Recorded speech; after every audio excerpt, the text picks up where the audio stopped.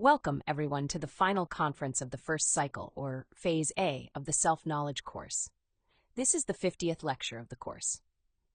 The purpose of this course is to help us understand the meaning of our existence and to provide us with the tools we need in order to truly know ourselves.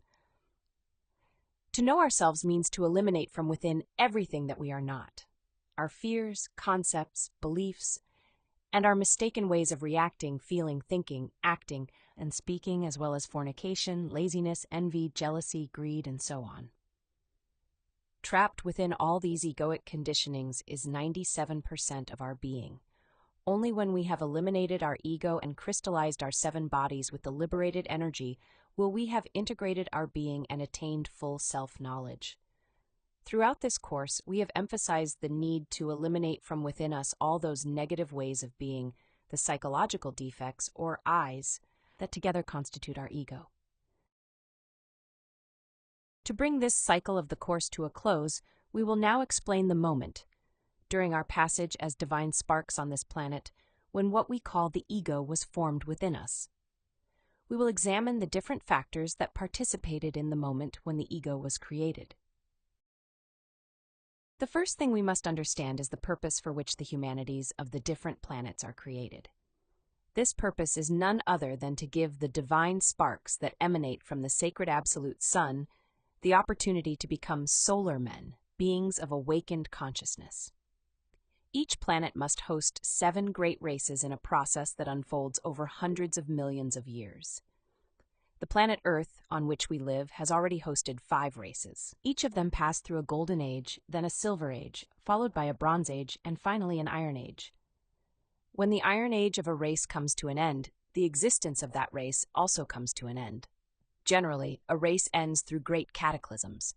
When the time comes for the end of a race, a selection of people from that race is always preserved, so that they may become the founders or precursors of the new race. Each race also involves the emergence of 7 subraces. We are currently in the 6th subrace of the 5th race, known as the Aryan race, and we are now in the Iron Age of this race. The ego in the divine sparks of this planet was formed in the middle of the 3rd race, known as the Lemurian race. We are speaking of approximately 18.5 million years ago. Before the Lemurian race, 2 races had already existed on this planet. The first, known as the polar or protoplasmic race, and the second, known as the Hyperborean race. Up to that time, the races were androgynous, meaning that the beings of those races were masculine and feminine at the same time, but without external sexual organs.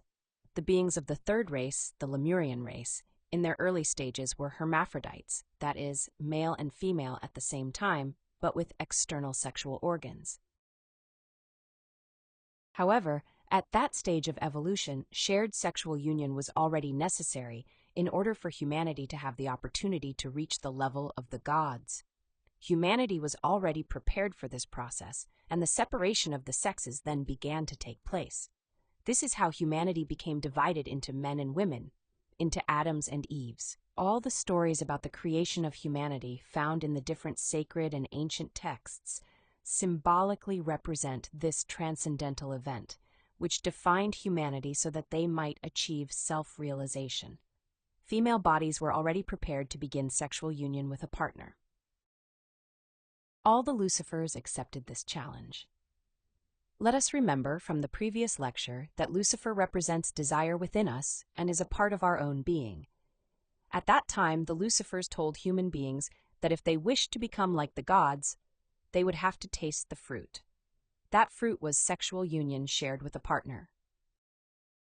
For this purpose, the gurus or masters, the guides of that humanity, were entrusted with directing these sexual practices. All couples were required to go to the temple in order to engage in the sexual act. The practice of sex was a profoundly sacred ritual, carried out only within the temple, and it had 2 purposes. The first was the reproduction of the species. This was accomplished without the spilling of semen, but rather by directing a single sperm to fertilize the woman's egg. The second purpose was the creation of the superior existential bodies of the being, which are formed through the transmutation of sexual energy. In order to advance in the process that would lead them to higher levels of consciousness, Each divine spark had to begin working with the two trees, the tree of life, which is the tree of sex, and the tree of good and evil, which is the tree of wisdom for self-realization. Through sexual union, the tree of life would lead them to spiritual rebirth and to the development within themselves of the tree of the Sephiroth, composed of the different parts of the being. The tree of good and evil, in turn, would lead them to the experience of the ego, allowing them to extract wisdom from both good and evil, so that these liberated consciousnesses could serve as raw material for creation. These two trees share the same roots. Both trees exist within us and have their roots in our sexual center. From the sexual center upward, the tree of life develops. From the sexual center downward, the tree of good and evil unfolds. However, in the absence of the ego as such, meaning without the direct experience of good and evil, the development of wisdom and consequently of creation was very slow and limited. Under these circumstances, a cosmic event occurred that helped accelerate the evolutionary process of humanity. At that time, the planet went through a powerful natural catastrophe when a comet known as Condor appeared in the sky and collided with the Earth. As a result of this collision between worlds, the Earth's crust was destabilized, making the continuation of the race practically impossible, due to calamities such as floods and intense tectonic activity. In order to stabilize the planet once again, a sacred commission was sent to Earth, headed by the arch-physicist and arch-chemist Loasis and Sakaki, to resolve this problem.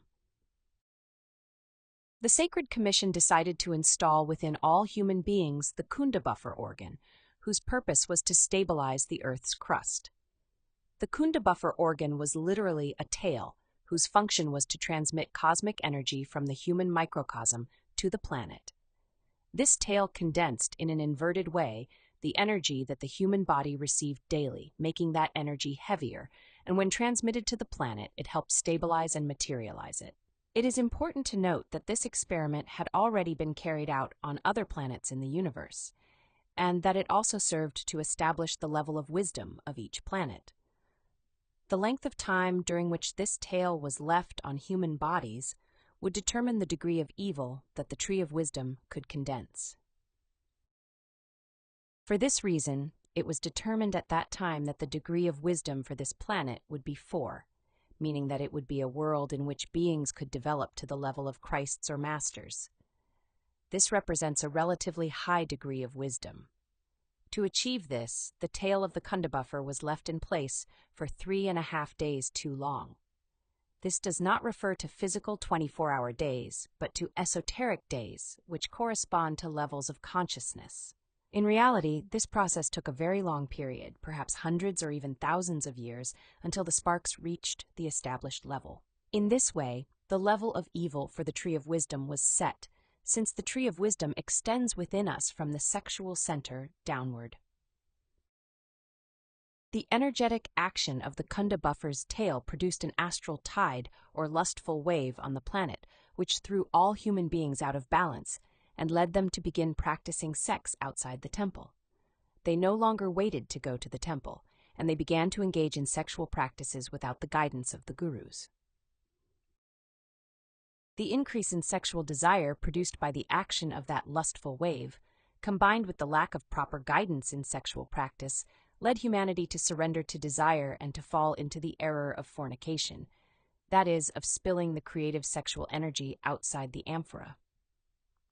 Until that moment, the divine sparks lived in what is symbolically called paradise, higher levels of consciousness. Yet by expelling their sexual energy from the body, they immediately descended in their level of consciousness, and as a consequence, humanity was expelled from paradise. At that moment, the fall of humanity from the higher levels of consciousness in which they had been living took place. The causal, mental, astral, vital, and physical principles fell, and the second nature, the egoic nature, was created in the inhabitants of the planet. We can see that up to that point the divine sparks were innocent and did not know evil. Furthermore, the tail of the Kunda buffer had been left in place so that the sparks could reach the level that had been set for them. Our essence became trapped within the different negative ways of being which rapidly formed and multiplied as sexual energy continued to be expelled. Over time, human beings became deeply perverse. They became hypnotized and fascinated by evil to the point that they were no longer interested in the self-realization of the being. Their consciousness gradually fell completely asleep. They lost their inner faculties and little by little forgot the purpose of their existence. They began to experience the emptiness that comes from disconnection from their being. Some even began to commit suicide, feeling that there was no longer any reason to exist. For this reason, the Sacred Commission returned to planet Earth to remove the Kunda buffer organ, since it had already fulfilled its objectives, which were to stabilize the planet and to establish the level of evil. This level of evil corresponded to the necessary ego, from which the wisdom that would one day transform those sparks into masters could be extracted. The tail was physically removed from human beings. This is why we have a small protuberance at the end of the spine known as the coccyx bone, which remains as a vestige of that tail. However, in the astral plane, the tail remained. There lie our infradimensions, and there is condensed all our ego and the essences trapped within it. Through astral projection, one can confirm that this tail still exists, and that the more perverse a person becomes, the longer and thicker that tail grows. This is why demons are traditionally represented with a tail. The tail was removed, but the planet remained immersed in the most absolute materialism. Humanity forgot the spiritual and became fascinated with matter, with pleasure and with pain. Human beings became accustomed to fornication and fascinated with the pleasure produced by orgasm and ejaculation. Even today, many prefer to live like animals rather than engage in the conscious work of self-realization. When people are told about self-knowledge, about the importance of learning to renounce desire and to stop spilling their waters, that is, their creative sexual energy, in order to escape the state of unconsciousness, they often refuse. They prefer to remain in materialism or to cling to beliefs so as not to have to renounce the pleasure of expelling their waters from the amphora. Collective fornication is symbolically called the universal flood. From that moment on, it is said that it has not stopped raining within us, because continuously we misuse and expel our sexual waters. As a consequence, the human mind became animalized through desire. By continuing to fornicate, all our animal ways of being, ourselves, or I's, were formed within us. All these created egos were taken in pairs into Noah's Ark, which symbolically represents the seminal vessel. They are said to have been taken in pairs because all psychological defects are dual in nature. They have a positive and a negative aspect. For this reason, wisdom must be extracted from both, from good and from evil. This was done so that on the day we decide to regenerate ourselves, we may find within our creative energy the energy of the Holy Spirit, the raw material needed to work on ourselves. From that work, love or fire and wisdom or light will emerge as we learn to die within ourselves. If we reflect on this more deeply, we can discover many things. By consciously building the existential bodies of the being, and by wisely investing creative sexual energy through the practice of suprasex, we develop what is symbolically called the Christmas tree. This tree is developed through work with the tree of wisdom, by liberating the sparks trapped within the duality of the ego, so as to raise the kundalini and create the existential bodies. This work puts an end to the influence of the Kunda buffer organ. At the same time, we work with the tree of life through the practice of suprasex, or regenerative sexuality. In this way, the Christmas tree is formed within our spinal column. There, Santa Claus, who symbolically represents an aspect of our own being, places the different gifts. These gifts are the virtues, powers, faculties, forces, and bodies that are obtained through the initiations of the first mountain, until we come to live what is called the Christmas of the heart, when our individual Christ is born within us. Without the Christmas tree, the individual Christ cannot be born. And since Christ is the path that leads to God, if the intimate Christ is not born within us, we cannot attain the objective of reaching our inner divinity.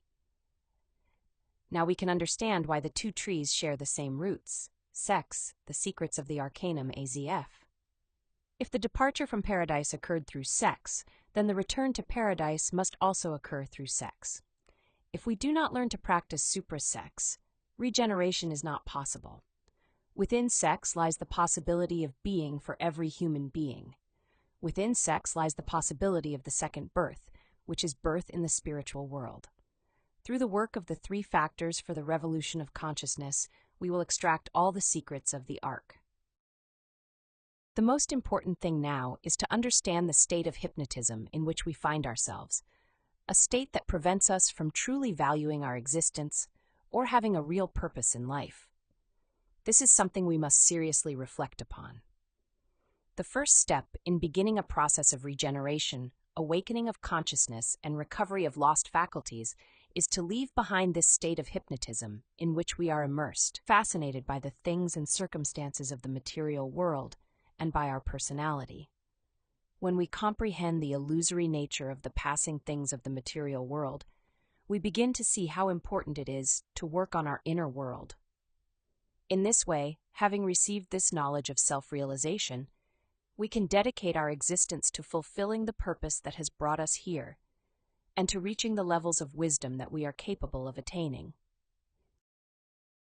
It is also essential to understand the importance of sexuality for this purpose, and to recognize that there are only 2 kinds of marriage. On the one hand, there are marriages established for the purpose of fornication, which today is practically all of them, since most human beings seek only pleasure and entertainment, animal enjoyment without any transcendent aspiration. On the other hand, there is the marriage in which one commits to the Holy Spirit, that is, to one's own creative sexual energy, never to fornicate, in order to self-realize the being. This is lived through sexual union with a stable partner of the opposite sex, in fidelity, chastity, and love. In this way, the process known as regeneration begins. Regeneration means recovering lost power. It is also the beginning of the process we discussed in the previous lecture when we spoke about the quinary, the genesis process, through which we become true men, recover our powers, and regenerate our seed. When working with the tree of life through suprasex, fire and water must always move inward and upward. The ascending fire is known as the kundalini. When the sacred fire of the kundalini is awakened within us, the Black Lodge comes to tempt us, which is why we must be extremely cautious not to fall into adultery, for everything could be lost. There is something more we must understand. If, after the kundalini has been awakened, a person continues to fornicate, then for each fall, 2 vertebrae of energy are lost in the spinal column. When we consider that one must raise and fill with energy 33 vertebrae through 7 bodies, we can see that this is a long and demanding work. It takes approximately 24 sexual practices to recover the 2 vertebrae of energy that were lost through a single sexual fall. For this reason, we must clearly understand how important it is to practice sexuality with love, fidelity, and chastity. We must take all of this into serious consideration. The most important point is this: the reproduction of the beast, which is the ego within us, takes place through fornication, adultery, and the absence of love. Whenever any of these are present, we are working toward the conquest of the abyss. If we truly wish to end the ego, we must first stop creating more ego. As long as we continue to expel creative sexual energy through orgasm and ejaculation, the ego will continue to grow. It is therefore necessary to begin a serious struggle against fornication, because on the physical plane it consumes the vital energy that the body is capable of condensing. We must also understand that the greater the knowledge, the greater the responsibility. Once a person has received this knowledge, a decision must be made. Knowing the power of sexual energy, the path is defined. One becomes either an angel or a demon. There is no neutral position.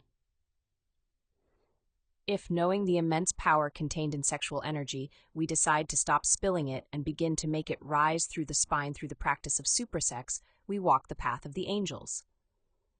All angels in their different hierarchies were born through the wise use of sex.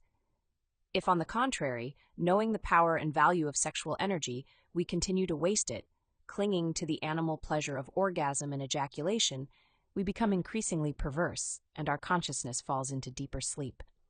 In this way, we move toward becoming true demons. There are only these 2 alternatives, one path or the other. Knowledge has always implied great responsibility.